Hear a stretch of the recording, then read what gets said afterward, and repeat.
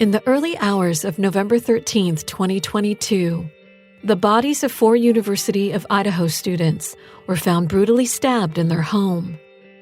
A few weeks after the murders, authorities zeroed in on Bryan Kohberger, a criminology graduate student at Washington State University. The investigation revealed a web of intrigue and mystery. The detectives discovered that Kohberger had made a strange Reddit post in a popular ex-con subreddit in May 2022, while studying at DeSales University in Pennsylvania. The ex-cons were invited to participate in an anonymous survey about how they choose their targets before committing a crime. The chilling post read, "My name is Bryan, and I'm inviting you to participate in a research project that seeks to understand how emotions and psychological traits influence decision-making when committing a crime. In particular, this study wants to understand the story behind your most recent criminal offense, with an emphasis on your thoughts and feelings throughout your experience." On December 29, 2022, almost 6 months after posting his disturbing Reddit message, Bryan Kohberger was arrested for the stabbing deaths of Kaylee, Xana, Ethan, and Madison. Join us as we investigate the mystery behind the 4 Idaho students' murders and what might have led Bryan Kohberger to commit such a horrible crime. I'm JC Nova, and this is Death by Misadventure.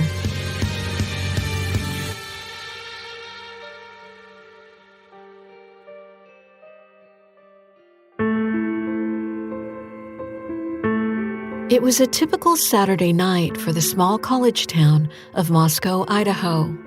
Students at the University of Idaho were out enjoying the weekend, looking forward to the upcoming holiday break. But for 4 young students, that night would be their last. Kaylee and Madison, best friends since childhood, were out at the corner club bar in downtown Moscow, hanging out with friends. Meanwhile, their other roommate, Xana, and her boyfriend, Ethan, were at a party at the Sigma Chi fraternity house. The students made their way back to their King Road's residence later that night, completely unaware of the danger that was about to strike. Kaylee and Madison arrived home first, around 1:45 a.m., after stopping at the grub food truck. Xana and Ethan arrived home shortly after. The 4 friends had no idea that there was someone lurking in the shadows with a sinister plan. A lone male killer entered the Kings Road home unnoticed around 4 a.m. and crept up the stairs to the bedrooms where the students Kaylee, Madison, Xana, and Ethan were believed to be sleeping. He then proceeded to viciously stab each one of them multiple times. Almost 8 hours later, at approximately 11:58 a.m., a cell phone call was placed to 911, requesting help for an unconscious person at the King Road's residence. Upon arrival, the police were shocked to discover 4 college students dead on the 2nd and 3rd floors of the home. The police found no sign of forced entry or missing items, and the 2 surviving roommates were quickly ruled out as suspects. The small town of Moscow was left shaken by the senseless murders and whether or not they knew their killer.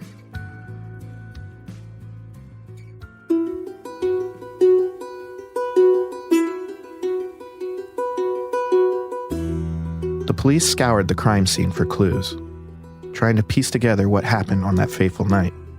But as the days passed, no leads were uncovered, and the killer remained at large.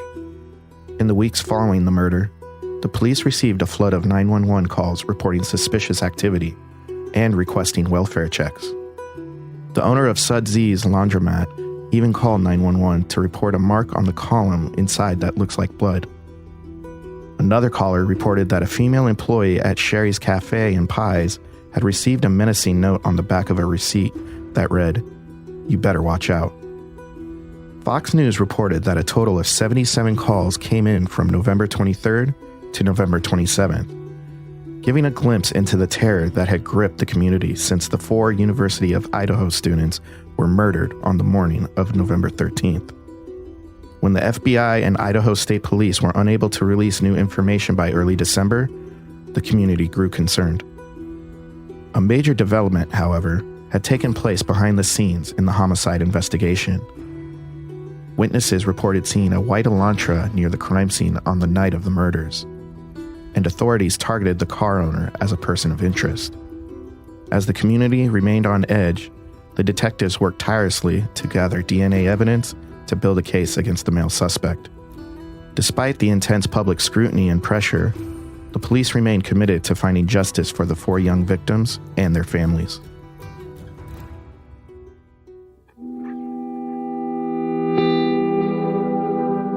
On November 30th, the University of Idaho community gathered to mourn the loss of Kaylee, Madison, Xana, and Ethan. Despite the bad weather, the candlelight vigil was moved indoors and live-streamed for those who couldn't attend in person. During the memorial service, letters from the surviving roommates were read aloud. Dylan Mortensen wrote about how Xana was the life of the party, but also strong, intelligent, and a beautiful person. While Ethan was sweet and loving to his girlfriend Xana, he acted like an older brother to Dylan. Bethany Funk, the other surviving roommate, wrote about how Kaylee was one of the funniest people she'd ever known, sweet and giving and determined, while Ethan had the brightest, most fun personality. Bethany also praised Xana for being loving, fun, and passionate, and said that Ethan and Xana's relationship made people believe in true love. For the families of the slain students, life would never be the same. Losing a child is one of the most devastating and heartbreaking experiences a parent can go through. And this is especially true when the child is taken from them through violence. Ethan's mother, Stacy, told the Idaho Statesman, Ethan was literally the greatest kid, and his smile would light up every room. More importantly, he was a triplet, and his brother and sister need all of the strength and prayers possible because they were best friends. Xana's family said she could fill any room with light and laughter. She was known to be extremely driven, and her serious side came out when she talked about her goals. Everybody loved her, and it was clear that she was truly loved by all who knew her. The families of Kaylee and Madison were heartbroken as they said goodbye to their 2 little girls, who had been best friends since 6th grade. Madison, a senior marketing major, had made big plans for her future, including a move to Boise after she graduated from college in the spring of 2023. She was known as Maddie to her friends and loved the color pink. Kaylee, a senior general studies major, was described by her sister as a fighter who always stood up for what she believed in. A former coworker remembered her as someone who had helped create a safe and welcoming environment after he came out as gay. The GoFundMe page set up in the honor of Kaylee and Madison described them as amazing girls who were so kind, so sweet, and so loving to all. They will be deeply missed and remembered for the light and love they brought to the world.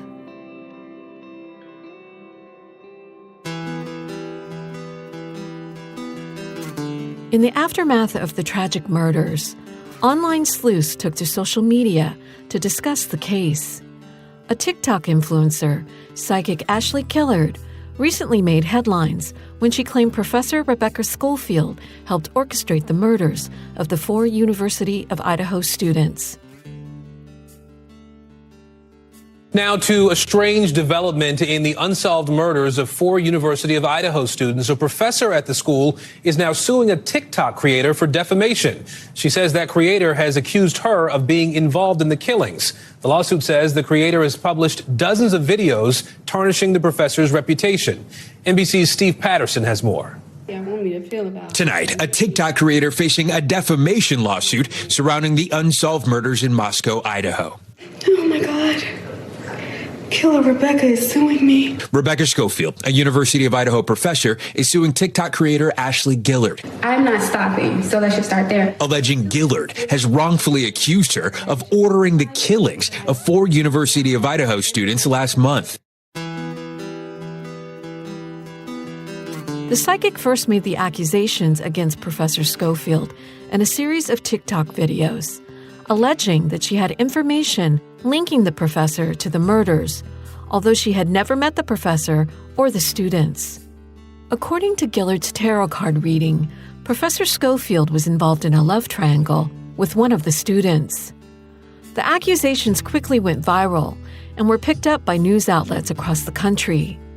Many people were doubtful of Ashley Gillard's psychic claims, with some accusing her of seeking attention and making false allegations. Others, however, were convinced that she was telling the truth and called for an investigation into the professor's involvement in the murders. According to the Idaho police, Professor Schofield was not involved in the 4 murders, and there was no physical evidence linking her to the crimes. Professor Schofield then filed a defamation lawsuit against Ashley Gillard, stating that she was in Portland, Oregon, with her husband during the murders and hadn't met the 4 students. The lawsuit didn't stop Ashley Gillard from maintaining that her tarot card readings were accurate and that Schofield was responsible. The outrageous claims have brought the psychic a significant amount of attention online and garnered her thousands of new followers on TikTok. However, the recent arrest of Bryan Kohberger on December 29th in connection to the University of Idaho murders has brought an end to Gillard's short-lived TikTok fame. She was blocked from posting on the social media platform. In spite of that, Ashley Gillard continued to post under a new TikTok account, proclaiming Bryan Kohberger's innocence and maintaining that it was Professor Schofield who had committed the crimes. She has also added blog posts to her website that continue her outrageous claims, accusing Professor Schofield of the horrific murders. Although the Idaho police have stated that the professor was not a suspect in the case, others on TikTok and Reddit found meaning in Bryan Kohberger sharing the same zodiac sign as Charles Manson, a Scorpio, also claiming that Kohberger's astrology chart shows he may have had a fascination with death, and many expressed their concern that there may be other victims. The numerology community has found it interesting that Kohberger's life path is number 1, which means that he is a loner and someone who thinks outside the box. Furthermore, the murders occurred at 1122 Kings Road. In numerology, a 6 carries both positive and negative energy. The 6th house represents love and friendship, but can also attract dark energy. TMZ and other media outlets reported that the home on Kings Road was considered a party house. The police were often called to the students' homes on weekends when neighbors complained about the noise. In addition, the residents allowed friends to party at the home even when they weren't there. Several people speculate Bryan Kohberger may have visited the home on Kings Road in the weeks prior to the murder, either by attending one of the students' frequent parties or by meeting Kaylee at the vegan restaurant she worked at in Moscow, Idaho. Reports have suggested that Kohberger's addiction to heroin may have also played a role in his psychotic breakdown. However, the motive for the tragic murder of the 4 Idaho students is still unknown at this time.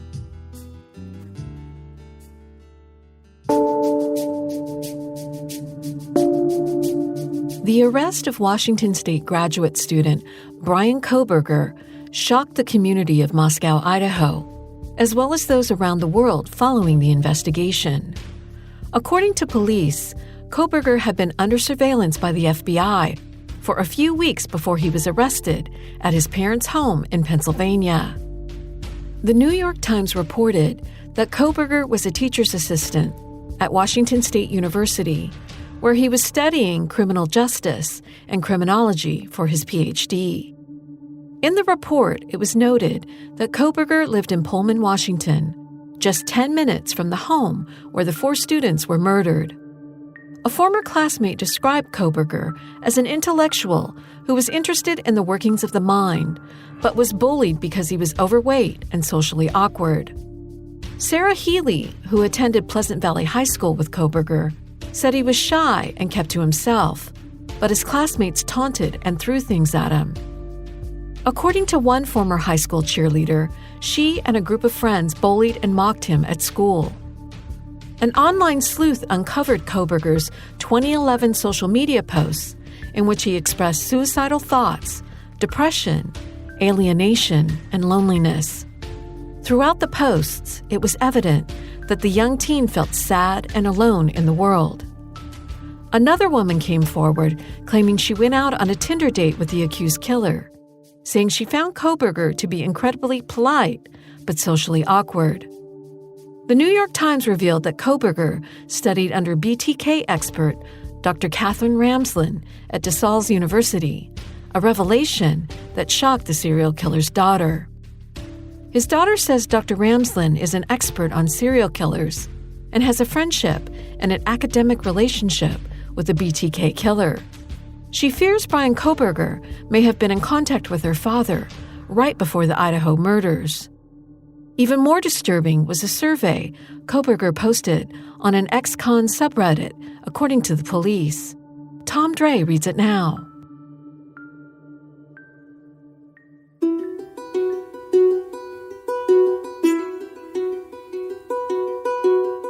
When Bryan Kohberger posted the peculiar survey asking people about their criminal behaviors, he was a student investigator at DeSales University in Pennsylvania.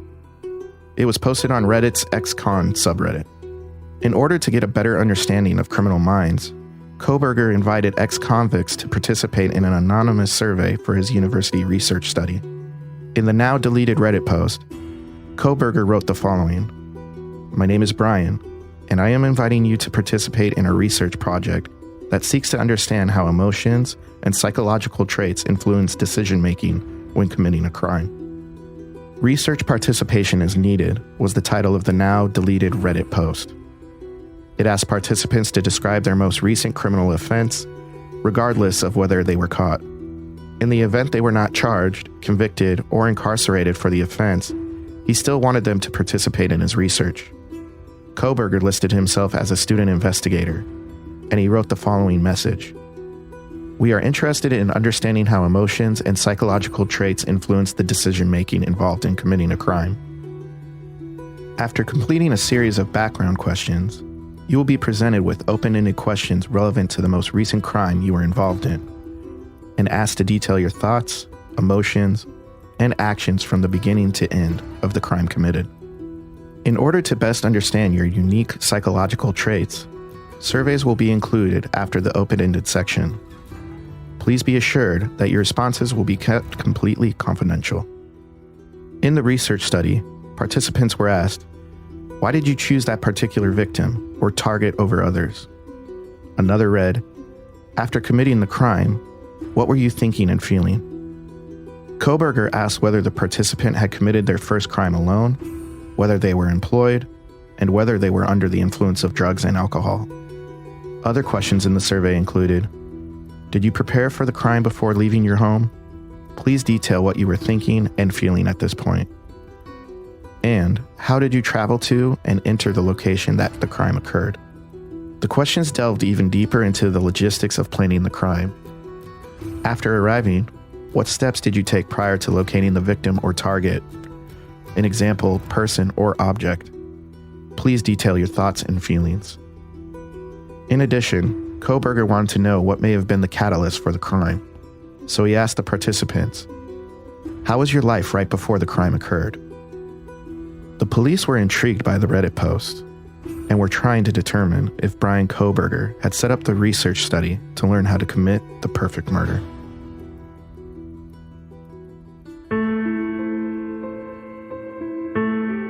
In the wake of Bryan Kohberger's arrest on December 29th, the graduate student waived his extradition rights and returned to Idaho to face murder charges. Bryan Kohberger was formally charged with the murders of Kaylee Goncalves, Madison Mogen, Xana Kernodle, and Ethan Chapin on Thursday, January 5th, 2023. On the same day, the police released a bombshell affidavit outlining the prosecution's case against Bryan Kohberger. The following is a summary of the police report written by Corporal Brett Payne for the Moscow Police Department. On November 13, 2022, at approximately 4 p.m., Moscow Police Department Sergeant Blaker and I responded to the Kings Road residence to assist with scene security and processing of a crime scene associated with 4 homicides. After arriving at the residence, the Idaho State Police forensic team immediately began processing the scene. Officer Smith, one of the initial responding officers to the incident, advised he would walk me through the crime scene. Officer Smith and I entered the Kings Road residence through the bottom floor door on the north side of the building. Officer Smith and I then walked upstairs to the second floor. Officer Smith directed me down the hallway to the west bedroom on the second floor, which I later learned through Xana's driver's license and other personal belongings found in her room, was Xana Kernodle's bedroom. As I approached the room, I could see a body, later identified as Xana's, laying on the floor. Xana was deceased with wounds which appeared to have been caused by an edged weapon. Also in the room was a male, later identified as Ethan Chapin. Ethan was also deceased, with wounds later determined to be caused by sharp force injuries. I then followed Officer Smith to the third floor of the residence. The third floor consisted of 2 bedrooms and 1 bathroom. The bedroom on the west side of the floor was later determined to be Kaylee Goncalves. Officer Nunez's body camera later revealed there was a dog in the room when Moscow police officers initially responded. The dog belonged to Kaylee and her ex-boyfriend. On the east side of the third floor, Officer Smith pointed out a small bathroom. This bathroom shared a wall with Madison Mogen's bedroom, which was situated at the southeast corner of the third floor. As I entered this bedroom, I could see 2 females in the single bed in the room. Both Kaylee and Madison were deceased, with visible stab wounds. I also later noticed what appeared to be a tan leather sheath laying on the bed next to Madison's right side when viewed from the door. The sheath was later processed and identified as a K-bar knife with the United States Marine Corps Eagle Globe and anchor insignia stamped on the outside of it. The Idaho State Lab later located a single source of male DNA left on the button snap of the sheath. As part of the investigation, numerous interviews were conducted by the Moscow Police Department, Idaho State Police detectives, and FBI agents. I have learned the following. On the evening November 12, 2022, Xana and Ethan are seen by roommate Bethany at the Sigma Chi House on the University of Idaho campus from approximately 9 p.m. on November 12th to 1:45 a.m. on November 13th. Bethany estimated that at approximately 1:45 a.m., Xana and Ethan returned to the Kings Road residence. Bethany also stated that Ethan did not live at the King Road residence, but was a guest of Xana. Her other roommates, Kaylee and Madison, were at the local bar, the Corner Club, at 202 North Main Street in Moscow. Kaylee and Madison can be seen on video footage provided by the Corner Club bar between 10 p.m. on November 12th and 1:30 a.m. on November 13th. At approximately 1:30 a.m., Kaylee and Madison can also be seen on a video at a local food vendor called the 13 Grub Truck. The Grub Truck live streams video from their food truck on the streaming platform Twitch, which is available for public viewing on their website. A private party reported that he provided a ride to the 2 girls at approximately 1:56 a.m. from downtown Moscow to the Kings Road residence. Dylan and Bethany, the 2 surviving roommates, stated that the other 4 roommates were home by 2 a.m. and were in their rooms by approximately 4 a.m. With the exception of Xana, who received a DoorDash delivery at approximately 4 a.m., was later confirmed by the delivery driver. According to Dylan, she was asleep in her bedroom on the southeast side of the second floor. At approximately 4 a.m., Dylan reported being woken up by sounds of Kaylee playing with her dog in one of the third-floor bedrooms. A short time later, Dylan said she heard Kaylee say something to the effect of, "There's someone here." A review of data records obtained from Xana's phone showed this could have also been her voice, since she was awake and using the TikTok app approximately at 4:12 a.m. After hearing the comment about someone being in the house, Dylan looked out of her bedroom door, but did not see anything. When Dylan heard crying from Xana's room, she opened her door a second time. Dylan said she heard a male voice say, "It's okay, I'm going to help you." Security cameras located adjacent to 1122 King Road picked up sounds of voices or whimpers, followed by a loud thud at approximately 4:17 a.m. A dog can be heard barking numerous times, beginning at 4:17 a.m. The security camera was located less than 50 feet from the west wall of Xana's bedroom. After hearing the crying, Dylan opened her door a third time and saw a male figure clad in black clothing and wearing a mask, covering his mouth and nose, walking towards her. Dylan described the figure as being 5 feet 10 inches or taller, male, athletically built, with bushy eyebrows. The male walked past Dylan as she stood in a state of frozen shock. He walked towards the back sliding glass door. After seeing the male, Dylan locked herself in her room. She did not say she recognized him, nor did she call 911 at the time. Based on this information, the police believe that the homicides took place between 4 a.m. and 4:25 a.m., based on Dylan's statement and forensic downloads from both roommates' phones. This means all 4 students were murdered 10 to 15 minutes after the DoorDash delivery person left. According to camera footage, a white sedan was observed traveling westbound in Moscow at approximately 3:26 a.m. and approaching Idaho State Highway 95 in Moscow at approximately 3:28 a.m. This video shows the white sedan without a front license plate. Multiple videos obtained from the King Road neighborhood showed multiple sightings of the white sedan, beginning at 3:29 a.m. until 4:20 a.m. A white sedan can be seen on cameras departing the King Road residence area at approximately 4:20 a.m. The vehicle is traveling at a high speed near Moscow's southern border before proceeding into Whitman County, Washington. The road eventually leads to Pullman, Washington, which is less than 10 miles from Moscow, Idaho. Both are small college towns, and people commonly travel back and forth between them. After reviewing the video footage, the forensic examiner initially believed that the white sedan was a 2011 to 2013 white Hyundai Elantra. At approximately 5:25 a.m., a white sedan, which was consistent with the description of the white Elantra, is shown returning to the Pullman Washington State University campus. On November 29, 2022, Washington State University confirmed that a 2015 white Elantra on campus belonged to Bryan Kohberger. The police reviewed Kohberger's Washington State driver's license information and photograph.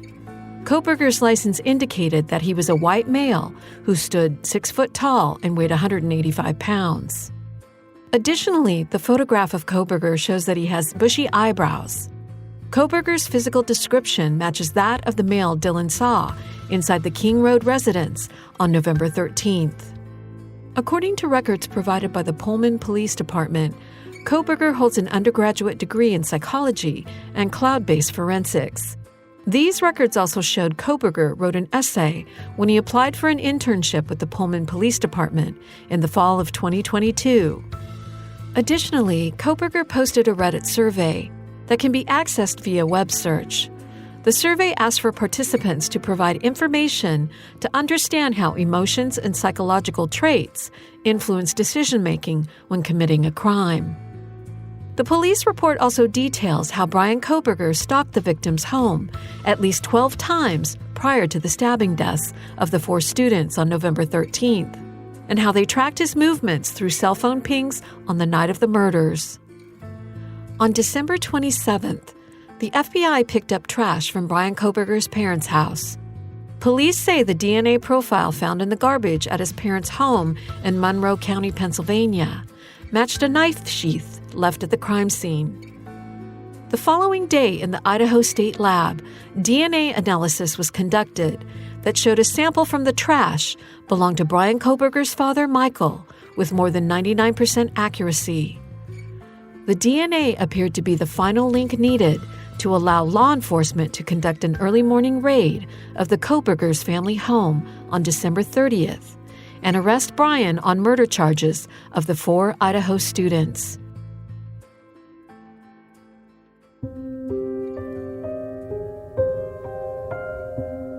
There is no single answer to what compels someone to commit murder, since every individual is unique and has their own personal reasons for doing so. A history of violence or abuse, a desire for power or control, and feelings of resentment or jealousy may contribute to someone's evil intentions. Media reports have suggested that Bryan Kohberger was on his way to becoming a serial killer. It is important to note that not all murderers are serial killers, as the term serial killer refers specifically to individuals who have killed 3 or more people over a period of time, with a cooling-off period in between each murder. A number of media outlets, including News Nation, speculated whether Kohberger had killed before, with one retired FBI director suggesting there might be other victims. The Idaho community was shocked to learn that all 4 murders took place within a 20-minute period.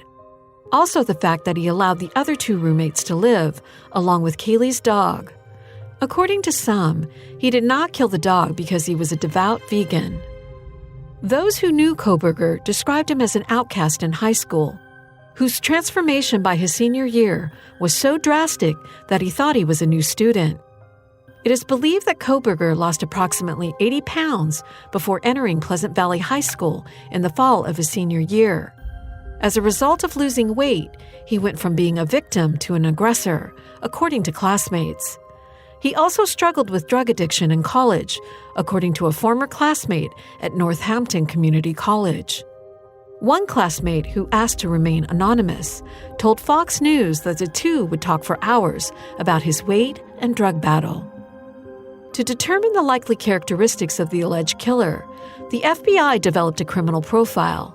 Dr. Tom Grande, a popular YouTuber, provided a compelling analysis of the suspected killer, Bryan Kohberger. Tom Dre reads it aloud.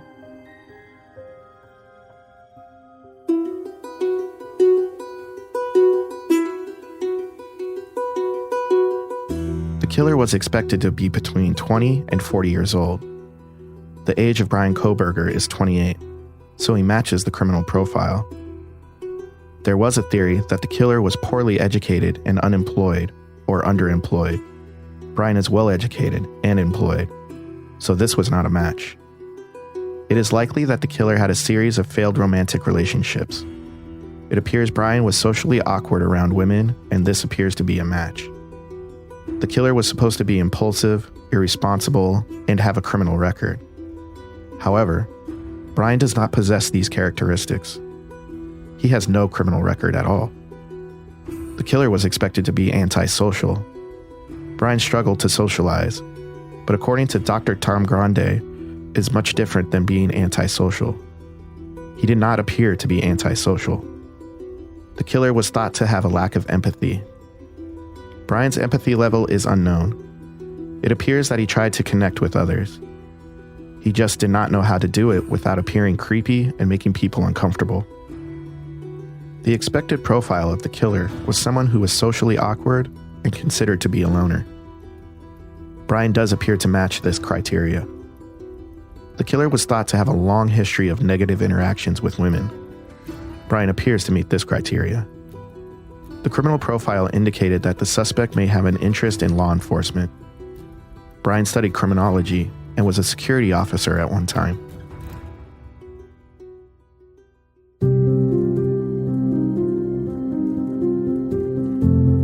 Dr. Grande's YouTube analysis suggests Kohberger was motivated by the desire to be dominant sexually, despite the murders having no sexual component. Serial killers often have similar motives. Dr. Grande stated that an individual may commit murder for revenge, greed, jealousy, anger, or even to protect him or herself. In some cases, mental illness may also play a role in a person's decision to commit murder. The doctor said he would not be surprised if Kohberger had a connection to one of the female victims, and she may have been the target on November 13th. One possible theory is that Kohberger planned to commit the perfect murder. The fact that Kohberger was working on a PhD in criminology while creating the perfect crime supports this theory. Kohberger also allegedly asked the police if anyone was arrested besides him, as if he were playing mind games or insinuating there were others responsible for the 4 murders. One theory that Dr. Grande considered interesting was that Kohberger may have wanted to become infamous. In Dr. Grande's opinion, Kohberger committed a crime that would make him forever famous. Although the behavior of the graduate student raised red flags, friends and family did not consider him dangerous.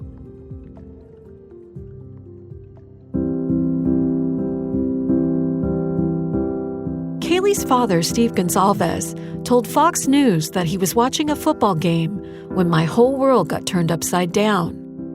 As he learned more about the murder suspect, Bryan Kohberger, Kaylee's father couldn't help but feel a sense of disgust and anger towards the man who had taken his beloved daughter's life.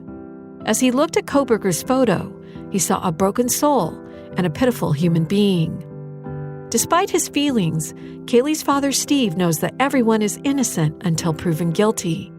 But he can't shake the feeling that there must be some connection between Kohberger and Kaylee that they are just starting to uncover.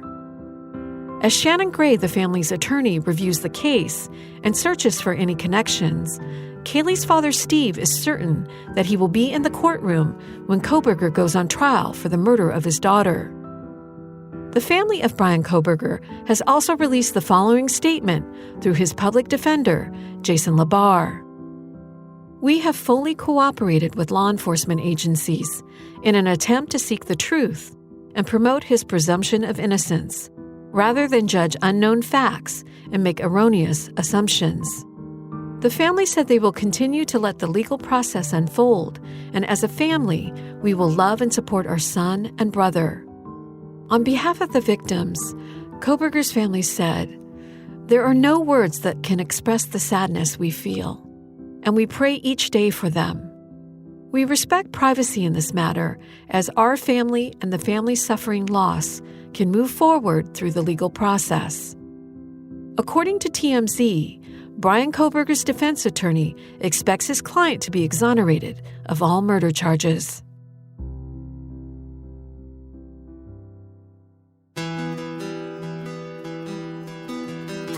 The investigation into the brutal murder of 4 Idaho students has taken a twisted turn since the arrest of alleged killer Bryan Kohberger, sparking questions about whether he acted alone or if he had an accomplice. Many believe it is impossible for Kohberger to have committed 4 murders in just 15 minutes, leaving no signs of struggle and calmly walking out the back door of the King Roads residence. News Nation has uncovered new information about the sequence of events that took place that fateful night. It appears that Kaylee and Madison were the first to be stabbed to death on the 3rd floor. The killer then made his way to the 2nd floor, where Ethan was stabbed in the doorway of Xana's bedroom. Xana, according to sources, died last, and she had fought dearly for her life before being overpowered. According to the Daily Mail, a member of Ethan's family is now raising questions about the actions of the surviving roommate, Dylan. They are asking why, after allegedly hearing crying and screaming, did Dylan not immediately call the police, but instead chose to call all of the girls in the house. After receiving no response from all 3 roommates, she waited almost 8 hours before finally dialing 911. The family member added that Dylan needs to explain her actions that night. They also revealed that when Dylan was questioned about who called the police, she stated it was a male friend who came to help her because she was too afraid to leave her room. After he arrived, he went to Xana and Ethan's room first, where he discovered the bodies of the 2 students, and he immediately called 911. The mystery surrounding the murder of Kaylee, Madison, Xana, and Ethan only continues to deepen with new information from Kim, a university student mother. According to her, her daughter was aware of the death of the 4 students as early as 8 a.m. on the day of the incident. Kim appeared on a YouTube show where she revealed that fraternity and sorority students were called to the King Roads residence before the police were ever notified. This has led to speculation that they were called first to help dispose of any drugs that may have been left at the home. The presence of multiple students outside the house when police arrived on the morning of November 13th confirms one part of Kim's story. The drug speculation was held by many due to the reputation of the King Roads home as a popular party location among students. Dateline reported that the evening prior to the murders, a large gathering of over 150 students took place at the home. Also, they noted all 4 students had a large social media presence online and would have provided intimate details about their lives to a would-be killer. The complexity of the murder case is intensified by the fact that Bryan Kohberger's defense attorney, Ann Taylor, has multiple ties to the victims' families. It was revealed a few weeks ago that Karen Northington, the mother of Xana, was also previously represented by attorney Ann Taylor on drug charges up until January 5th, the day of Kohberger's extradition. According to court records obtained by Inside Edition, Ann Taylor also represented Maddie's stepmother, Corey Hatrock, on drug charges as recently as June 2022 and managed a case involving her father, Benjamin, in 2020. Some of the victims' family members believe this is a conflict of interest and think Ann Taylor should recuse herself from the case. Despite this, she remains Kohberger's defense attorney at the time of this podcast recording.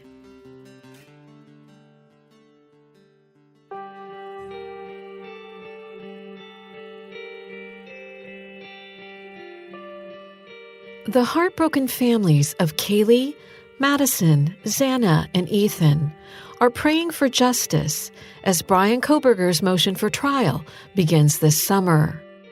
At that time, prosecutors will present evidence and witnesses in open court in order to determine whether or not Kohberger should be bound over for trial. Until then, his case will continue to be discussed online to determine what motivated these tragic killings. Thank you for joining us on our journey to unravel the mystery behind the University of Idaho students' tragic murders. Please stay tuned for future updates and developments in the Bryan Kohberger case. And join us again for Death by Misadventure's deep dive into the world of true crime paranormal. I'm GC Nova. Thanks for listening.